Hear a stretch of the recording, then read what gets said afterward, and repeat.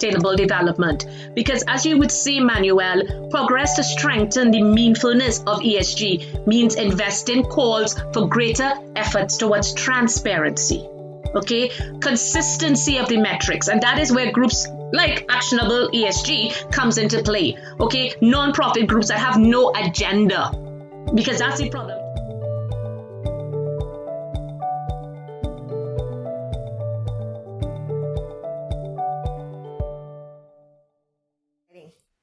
Okay, so hello everyone. Hello. Therese excited already. Welcome to the Actionable ESG Talk series. This is Isabella here. I'm here with my awesome co-host, my mentor, my teacher, friend, Manuel, and our awesome guest. I'll do a quick intro briefly in a little while.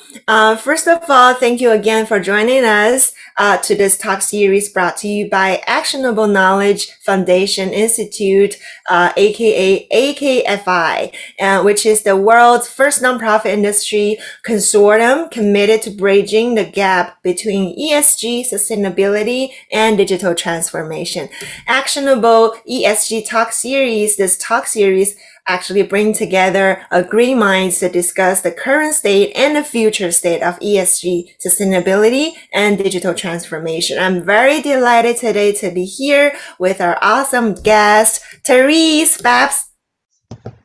Sorry. It's great. Go ahead. That's fine.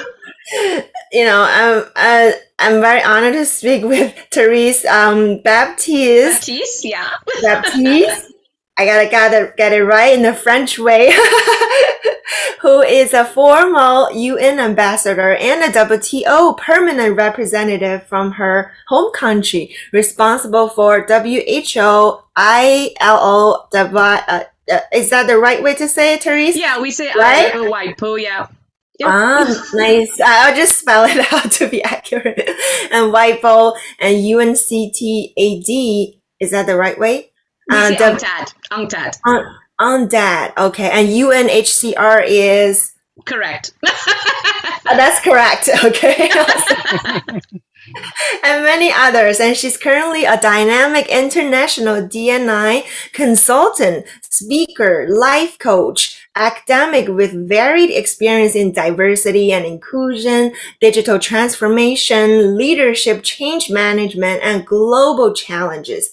I can't wait to hear more from Therese with our today's topic. So with that being said, welcome again. Thank you all for joining us. Thank you for having me. Thank you for having me.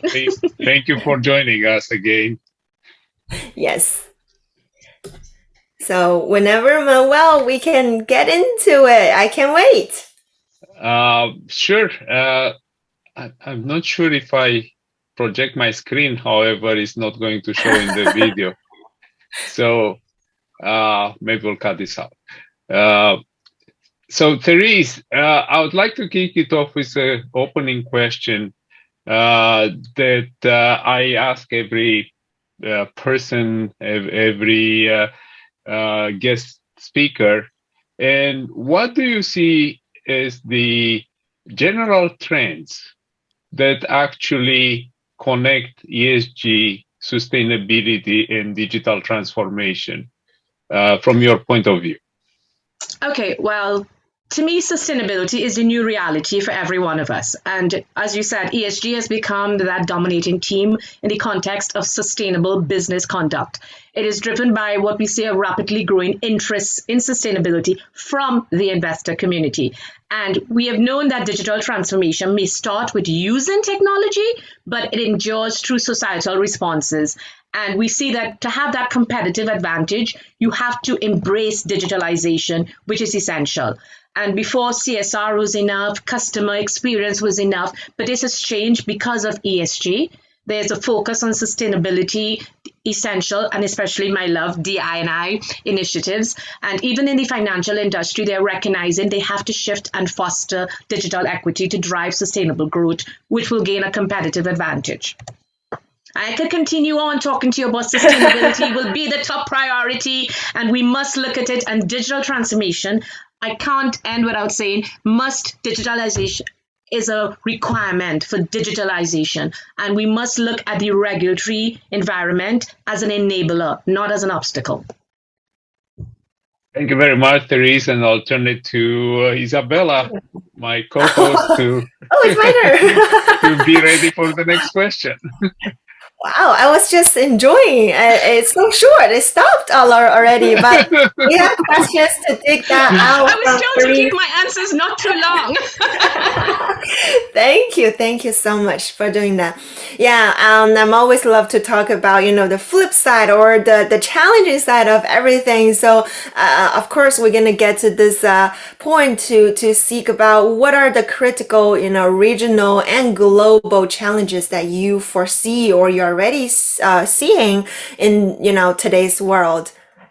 Well, COVID-19 has brought the S into ESG into the spotlight, and we call it, the middle child, and normally middle child is ignored. So the ESG, S was being ignored, and everyone was looking at environment and governance, and now S is at the forefront for governments. And we see the challenges of regional and global interdependencies, the polarization of measures. Too many politics is starting to get involved into it, and whether people are looking at short-term versus long-term trade-offs. And the thing is, all firms should focus on what we call inclusive way of financing, with aims to enhance fair access for individuals and businesses to a wide range of affordable financial products that actually meet customer needs and are delivered in a responsible and sustainable manner. And I can't continue without talking about financial inclusion, which has been increasingly championed over the past year as a way to improve people's livelihood, reduce poverty, and advance economic development in the aftermath of this pandemic. Because, as you know, Isabella, the wide variety of metrics, methodologies, approaches have contributed to what we consider to be disparate outcomes, to a range of ESG investment practices. I mean, even if we look now at the war in Ukraine, there was concerns now, people had moved out of the defense industry for investments. But now the war in Ukraine says maybe you should get back into it. We talk about people looking to things that are not polluting the environment, but suddenly they need to invest in oil because oil prices are going up. The financial markets are in disarray.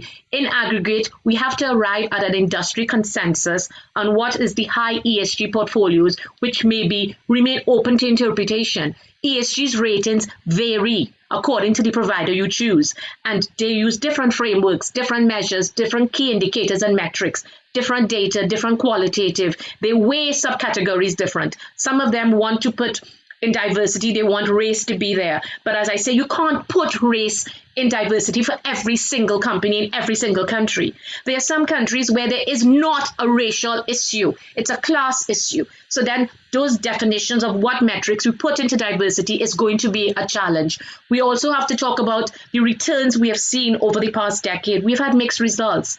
Companies have invested in ESG, and because they're not such great impact measurement tools to look to see how this investment is working, they don't understand it. And the lack of consensus on impact measurement has caused people to say it doesn't work, let's stop doing it. And it's difficult, therefore, for investors to draw a line between managing material ESG risk and looking at pursuing ESG outcomes that might require some kind of trade-off in financial performance. And even if you just look at Belgium, okay, because I was discussing this with my spouse, and he tells me, look at Belgium. Belgium has to follow EU guidelines. Then we have Belgium guidelines. But in Belgium, we also have Flanders guidelines. Then we have Wallonia guidelines. And of course, Brussels has their own guidelines. Finding a solution that will suit all companies in Belgium, good luck with that. So this is reflective all over the world. Even in America, where you all may be located right now, we would see different divisions in terms of what policies you want to follow. And if we keep waiting to follow guidelines from governments whose agendas re-ESG may not fully embrace the true meaning of ESG, okay, or care about the same timeline. You and I are talking about a timeline of 2050. There are few governments that will be in power in 2050 that are in power now. So there's no onus on them to want this to work. They just want to get re-elected. So they know they have like an 8-year term. Let's see what people do to love us. Okay, look at wearing of mask. Citizens know that wearing masks prevents the virus going around. Governments have been lobbied by business people with short-term focus to say, get rid of the mask. People don't feel free.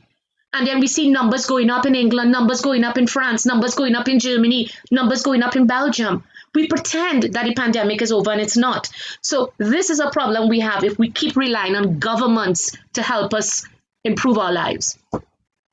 So my sort of follow-up question, should we frame it then as a responsibility primarily of the investors and the finance industry, which, at least in my opinion, it's a pretty blunt tool to regulate and decide which industries should foster the social and the environmental directives? Well, I wouldn't say focus it on the industry, focus it on the investor. The investors, the people, we were talking about social, the people. ESG scoring and reporting has that potential to unlock a significant amount of information on the management and whether companies are resilient. And it has to be market-based mechanisms. Different markets have different aspects. We saw that mistake being made with the SDGs when we came up with so many 17 different SDGs that cannot be applied to all countries, to all companies. If you take a big whip, you're not going to solve this problem. Okay, so we need to look at the investors, what they want to do, help them better align their portfolios with environmental and social criteria that then would align with sustainable development. Because as you would see, Manuel, progress to strengthen the meaningfulness of ESG means investing calls for greater efforts towards transparency, okay, consistency of the metrics. And that is where groups like Actionable ESG comes into play, okay, non-profit groups that have no agenda. Because that's the problem. Too many groups have agendas. I was contacted recently by a company after I did my speech last week. They wanted to talk to me. I said, fine, let's talk. But it was really, in the end, just for me, they wanted me, when I talk to consultants, to sell their software, to push their software. And I told them that's not what I'm about. I'm not pushing any particular software. I'm saying what the requirements are, because it's going to be different for different clients. Okay, we talk about comparability of rating methodologies and alignment with financial materiality and standard setting bodies. We have private sector participants. Global guidance, though, is needed to ensure market efficiency, to ensure that resilience and integrity. And I know, like recently, we have been saying, oh, the UN has no teeth. The UN is not doing good. But one of the things we have to realize is do not try to boil the ocean. I got that quote from my brother. Don't try to boil the ocean. Don't try to do everything. He always tells me that as well, right? Okay, there's the opportunity to prioritize by setting smart goals. It's really amazing that I go through university teaching my students about smart goals. Yet when I look at goals being set by companies, most of them are not smart goals. And I said that to one businessman. I said, you need to have smart goals. He said, oh, my goals are really smart. And I'm like, okay, I should start to define for them what we mean. That we mean specific, measurable, actionable, relevant, and time-based. He said to me, that's an acronym too, SMART? I said, yeah, so stop saying those words. I need to say they need to set specific, measurable, actionable, relevant, and time-based, okay, that reap the most benefit for your company and the community in which your company operates. Strategy is more important now than it has ever been. Take and look and see what's going on in your environment. A lot of companies are just going vai. They have no plan. And that is it. We see startups coming up, no business plan. That whole action manual of having a proper business plan, evaluating it, seeing where it's going. Many ask if the race for digital transformation is leaving equality behind, is leaving diversity and inclusion behind. I say no.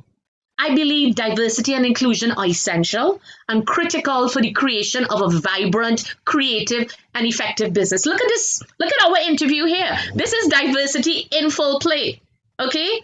We're not saying one guy, two women. The women have different races. We have the same kind of hairdo, I must say, Isabel. We have the same length, right? But yeah, kind of. Right? But D&I boosts innovation, empathy, and empowers employees from underrepresented and marginalized communities. And I can't finish off because digital inclusion, you want to take the world forward, but you can't leave people behind. And I mentioned last week when I did I guess, lecture on behalf of AKFI is that we must talk about every company should get involved in digital inclusion, not just your staff. You must get involved in education. Like I said, the pandemic is not gone, but we have students who are going to be left behind. No one should be left behind. We have communities that don't understand. We have Wi-Fi's. It doesn't cost you to let someone use your Wi-Fi. Put in your security for it, fine. And then you have infrastructure needs to be developed. In the developed worlds, yes, they get a lot of help, but we can't go ahead and leave the developing world behind. Just like how we have the vaccine inequity, we have that digital inequity, and we can fix that. And that's what companies need to do. Don't mean to be preaching, but they need to. Thank you. And Therese? Amazing. I'll turn it to Isabella for the next question.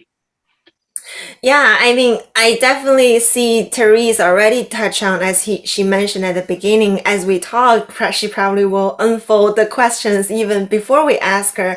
And the next one, it's still about things that business should do, right, in order to be sustainable. And I already heard a bunch of things that you mentioned from the previous answer, which is amazing. I can see you more a human side of the strategy, more than the numbers, the data, that kind of analytical role. So that really touched me. Manuel knows I'm that type of focus as well. It just came up. We mentioned a lot of challenges. We mentioned a lot of problems. What's in your opinion the causes? Maybe name just the top 3 of all these things that we're facing today. I'm very interested in your opinion. I think one of the problems we're having is actually, if you look at leadership, okay, because everyone is looking at these frameworks and thinking that solve everything, but it's just like a shell without proper purpose and leadership is lacking. Okay, we need to start respecting societal values, which is not being respected. We need to look at human rights. Okay, I do research at Artevelde University of Applied Sciences. My students look into human rights issues. Human rights is so valid. I mean, it affects everything with digitalization. Because if we're talking about the computers we utilize, everything, the minerals, the way they're harvested, it's not an ethical supply chain. We talk about gender equity and gender equality, all these different issues. And too many people, when they talk diversity, think only gender and think only race. And there's so much different aspects, people's ability. Even like, again, I always remember when I was a child, once walking with my mom, and we passed someone in the streets who was picking up garbage, right, Isabella? And one of my siblings went, oh, and my mom was really mad. Like, how could we do that to the person? She says, that's so important. Do you not know that's one of the most important roles in society, a garbage collector, else the world would be polluted. And it was too funny though, because like the next week after, she was called into the school because my sibling had put down as their career goal to be a garbage collector, right? They had to explain that. Her mom had to explain that. She did explain it. I always tease my sibling, you should have been a garbage collector. But again, so those problems are there, and it's because everyone is trying to do their own thing. They have the OECD. The OECD has guidelines for responsible business conduct. They have guidelines for responsible supply chains of minerals from conflict affected and high risk. They have guidelines for corporate governance. They have guidelines for multinationals. We pay towards these companies, these big organizations, but we don't utilize their reports. Everyone has to do their own report, come up with their own solution, make money. And that's the whole problem. Money is the bottom line. Everything that happens in this world, everyone asks, how much profit can I make off it? How much profit can I make? I mean, even Manuel, someone was asking me, you do all these guest lectures, you get paid? I said, like, not for most of them. But then why? I said, because I need to spread that we need to have this change. We need to have this change. We need to come together, be responsible investment guidelines, how to operationalize this team of ESG to ensure minimum standards related to human rights, fair treatment of workers, supply chains, gender diversity. As I said, I can't leave that out, the gender diversity. And gender diversity is not male or female. It's now much wider than that. And if you just asking people to fill out if they're male, female, or prefer not to say, why don't you just not even ask that question? What's the point of asking because you asked the question because you wanted an answer. Okay, and as I said, forms that have the questions about your race and your gender, if they want to say they're truly diverse, that question should not exist. Why? Because you ask the person, I prefer not to say. I mean, why? Put it. If that is an option, they don't have to say it. The principles for corporate governance give you high-level guidance to oversight authorities. They state that companies are encouraged to disclose their policies and performance. And as I said last week again, and I keep referring to last week because I don't want to repeat myself too much, we see companies saying, I'm into diversity, right? I'm in diversity, and they publish this on their website, somewhere hidden on their website. If it's not hidden, then it's at the front, properly marketed, and they showed you, oh my God, I have someone of color. Look, I have a female. Look, I have someone in Muslim clothes. I mean, come on. That is not what it's about. If you have to showcase someone to prove diversity, then you don't even understand diversity, period. Okay? And the issue should also disclose what are the risks with respect to the environment. No one is talking about what are the risks with respect to the environment. And the S in social, and that's why my talk last week was about the S in social, is so critical. That's the root of everything, Isabel. People fail to realize that the humans are what it is. I mean, I was actually reading something somewhere, and someone was right. Right now, I go to a website where a robot tells me, a human, that I need to check to prove I'm a human. A robot asks me to prove I'm a human. That's where we've reached. We have lost totally the humanity side of it. And there's so much implications for consumers, communities, businesses, employees. Time is now to focus on the employee stakeholders. Okay, that is where we have to look at. You get your company, your employees to be on board. If you treat people like they matter, then they will matter and they will do their best. The opportunity is now to use this urgency that COVID-19 brought forward to make us recognize that a healthy person makes a healthy environment to create that purposeful change. So leaders need to learn better communication. That's one thing everyone has to learn in this world. I teach intercultural communication skills because communication is not just how to speak, how to stand in front, how to use PowerPoint, right? How to use videos. That's not just communication. It's understanding your audience, understanding your staff, understanding your colleagues, understanding your community. How do you relate to them? Being transparent. You may be too much transparent that it hurts. Honesty hurts. But I tell people it's easier to tell the truth than to tell a lie and spend more money trying to cover up that lie. Okay? Exhibit flexibility as a leader and promote that emotional quotient as a leader rather than always focusing on the intelligence quotient. Okay? That emotion. Bring people in who care about sustainability as well. Okay, people who are focused, and it goes into government. If we keep electing and putting politics, and now recently I saw a report where companies are starting to weigh in on politics. I mean, this thing long ago, but don't mix religion and sports, and that's going through. Everything is getting mixed up, and we are creating chaos. Sorry, I ranted, but yes. No, I love it. You touch on very good points, and one of them is actually, as you're going through this, came with the idea that it's not diversity in appearance, it's diversity in thinking, it's diversity in participation. It's not enough to have half of the board members female. Do they have enough or significant or similar power as the man, as the chairman of the board? Or there are more representative because of the looks and because of the appearance of diversity as opposed to the substance of diversity. Yeah. So thank you very much for pointing to that. You think, and then I see, Isabel, a lot of the women we hold sometimes as mentors, and I see them all walking around in pantsuits. And I'm like, why are they pushing that? They're pushing like they have to be a man to be there. Okay, no, I'm sorry. I'm going to be there in my skirts. I got in trouble because sometimes my skirts are a bit above my knee. I can't help that, right? That's me, right? I am a female. I embrace being a female. I don't try to hide behind it. Okay? It's just that we need to really realize that diversity is so much more. And I think unless we understand diversity, and as Manuel said, diversity is what creates these teams that can perform. You don't want to be surrounded by a set of people who only agreeing with you. You need mavericks a bit, but you don't need mavericks who therefore cannot take direction either. So it's a nice balance. And I was talking to someone I had recently on a guest lecture last year in university.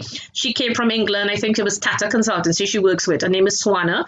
And she actually goes about saying that expertise is the new inclusion. You bring people on board for the purpose that you bring them on board, not for something else. expertise is the new. And I totally agree with her on that. And that connects perfectly with digital transformation, because we are facing actually whole reskilling of the workforce.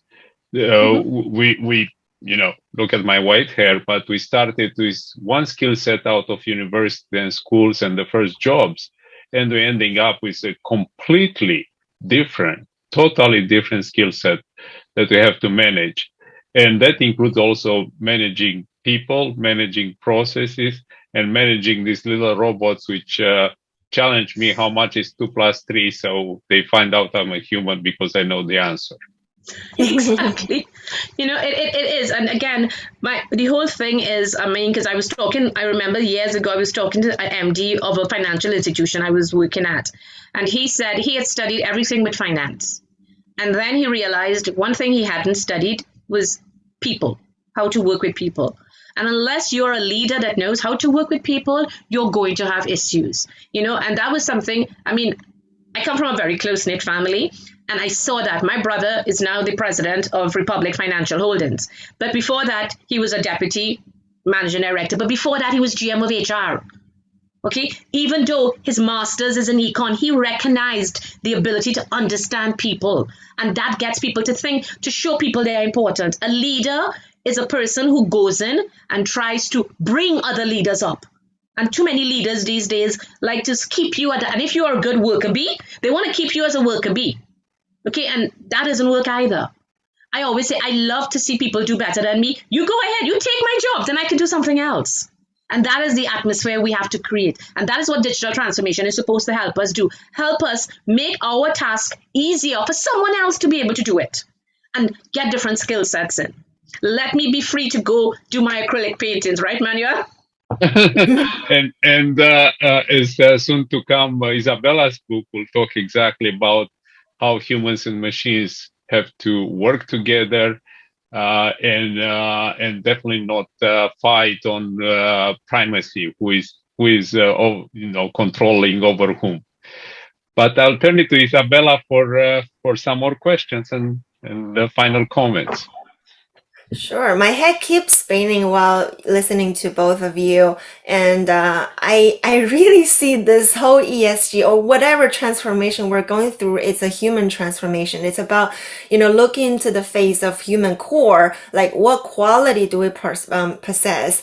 And it's really like a life philosophy to me. And by saying that, it's challenging because we're not dealing with numbers or measurement. We're really asking some soul-seeking questions. And I'm writing the book, as you all know. Unfortunately, I see we need to work really hard on that in order to get some enlightenment throughout this chaos, which Therese mentioned, and I totally agree. And I was wanted to add a note about that diversity thing. It's like a paradox. It's like the minute you start thinking about female, gender, age, all that, you're already not diverse. That's why I totally agree. We shouldn't, those standards already means we're not diverse because you're not looking to the person as a person. Yeah. So yeah, I love the conversation. A lot of thought tricking process in my mind going on. As we get to the close to the end, always love to hear the thoughts, advice, from our guests and on how to progress into. You talk a lot already. I know you mentioned those, but want to end this on a final note to find out what's your inspiration and piece of advice in moving the world, the rapidly changing world forward. Okay. Well, I think ESG scoring and reporting has the potential to unlock a significant amount of information to management and the resilience of companies when pursuing long-term value creation. And it should, as I said, be an important market-based mechanism to help investors better align their portfolios with environmental and social criteria, as I said before. But what I want to stress on, progress to strengthen the meaningfulness of ESG investing calls for these greater efforts to be made, notwithstanding, as I said, by regulators, standard-setting bodies, and private sectors in different jurisdictions and different regions. global guidance may be needed to ensure market efficiency. I totally agree in that. So we would need to have greater global engagement among policymakers, the financial industry, the end investors, and other stakeholders. And it has to be accentuated that the persistence of these metric inconsistencies and lack of comparability risk are going to be what will keep us back. And we need to look at that aspect. Social inclusion is a must. We cannot leave that part out. People want to be heard, to be listened to, and to feel that their voices are contributing. These youths these days are not going to sit down like we did and said, well, okay, what can we do? To achieve this, organizations need to take that step beyond just a checkbox. Diversion and inclusion is not a checkbox. Stop making assimilation methods seem as if they're inclusion. Understand what the numbers ultimately mean for your success in it. And I also have to go back to something that was said by Harvard. Understand what the data is being utilized for. Properly value what are the intangibles. Don't realize that everything, you can't do exactly what the other person is doing. You can't just duplicate another company in another country. Okay, the same way we couldn't do it for strategy, we can't do it for our ESG. And the corporate sustainability report is like in baseball, I think in America, it's just the second innings. There's a lot more evolution to go through. And of course, you need a proper, if you're going digitalization, cybersecurity, okay? Because that's the next shoe that's going to drop. Cybersecurity needs to be comprehensive. And with that being said, I believe efforts for ESG practices means that there's going to be some fragmentation of the markets, but I have a lot of faith in the UN Global Compact. It's being headed by Sandra Wajimbo, and she's really good. And I know she can facilitate awareness and discussion of challenges and solutions relating to ESG investing, including with respect to the need for guidance on transparency. She's going around the world getting different countries and companies to sign that US Global Compact and good practices of benchmarking and fund reporting. And that's what I hope goes forward. Amazing. Like magic gonna happen, right? Well, we hope so, okay? Because that is one, I think, to be honest, I have said a lot of the UN organizations, some of them I don't think perform as we expect them to. But so far, I can't fault UN Global Compact. I've seen their mission, I've seen their vision, and I've seen the way they're trying to enforce it. And I think it's a good start, and it has potential if people subscribe to it. I will check it out. All right. I guess, Manuel, any other fun thoughts to share before we close today? At the end. The only thing I regret is that we reserved only half an hour for Therese.